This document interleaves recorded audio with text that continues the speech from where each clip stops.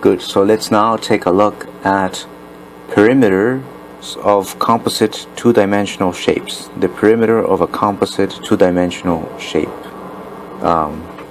Okay, so once again, let's review some of the definitions that we've been looking at so far. A composite shape is a shape made up of two or more simple common shapes.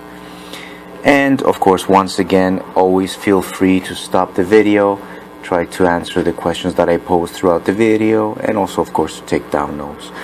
So steps to find the perimeter of composite shapes. Step 1, break apart the shape into simpler common shapes. So very much like the previous lesson. Step 2, it says determine which sides of each shape are included in the composite shape. So determine which sides of the shape are included in the composite shape. So sometimes we might not need to measure all side lengths of the shape of the composite shape.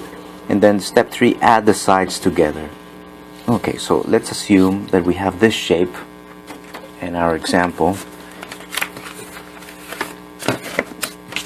Okay, we have this shape, and just by first looking at it, we need to break it apart. So I would break it apart into this.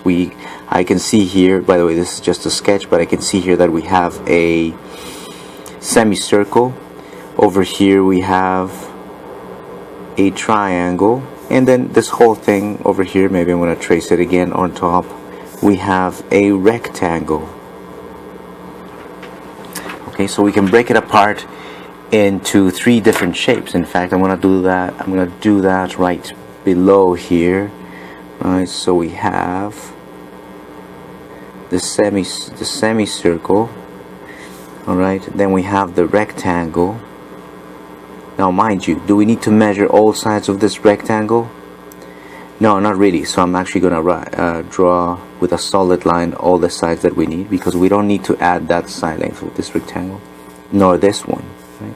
And then we have the triangle, for which we only need to add those 2 side lengths, but not that one.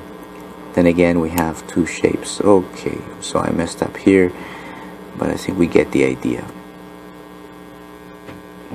That's not so nice triangle. Let me redraw this again. Right, so in other words, what we need to do here is we need to add all these side lengths, and once we do that, then we're done with our exercise. So now we can take a look at some examples.